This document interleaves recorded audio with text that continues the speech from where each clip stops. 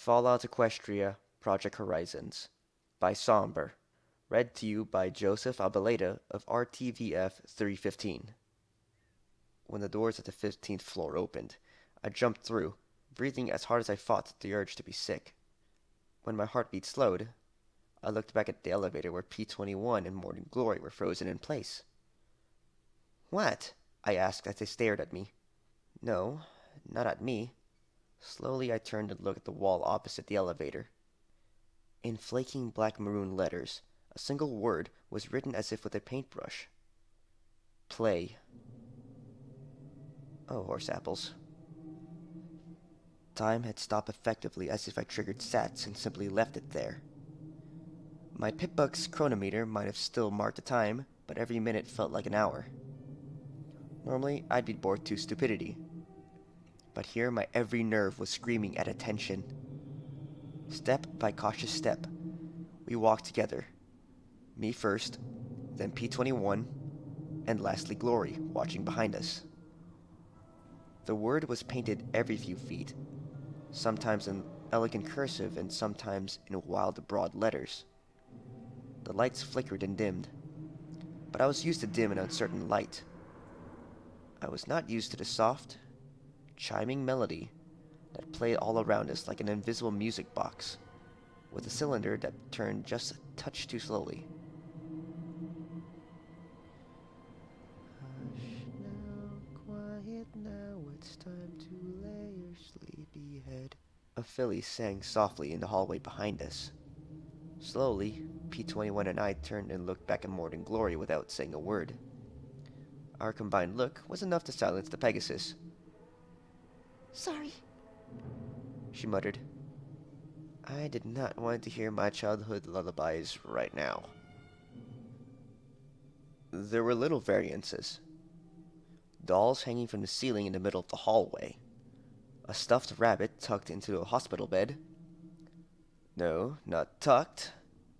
Strapped.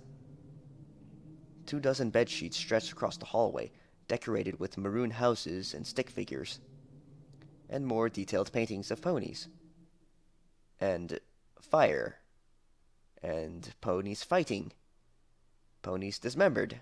Something moved beyond the sheets, but when I yanked them aside, I saw only an empty hall. What the hay is going on here? I muttered softly.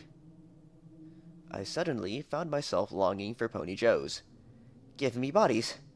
Or something shooting at me. Or something. Not freaky pictures and words written in dark paint. I glanced back and saw the both of them staring at me. What? She doesn't know. Glory whimpered at P-21. Apparently not, P-21 said as he looked behind us. No what? Glory swallowed. That isn't paint, Blackjack. She pointed at the black letters on the wall. I closed my eyes. Oh, I really wish she hadn't said that. Right. Of course it isn't. I looked down yet another empty hall and shouted, Okay, you're officially sick fuckers. Now come out so I can shoot you. Then we heard a soft thump, thump, thump, thump in the hallway ahead of us. A bright red ball bounced down the dimly lit hall towards the three of us. No, not a ball. It was too irregular for that.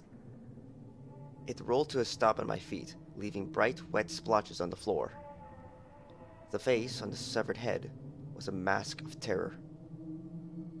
A foal giggled in the darkness. Cute, I muttered. This head was fresh. Shit! Shit! Shit!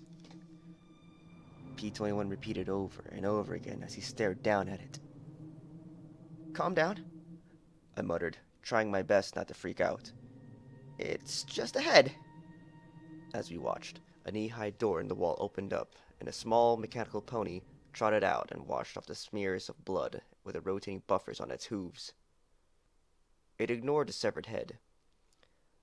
Now that was some shoddy programming.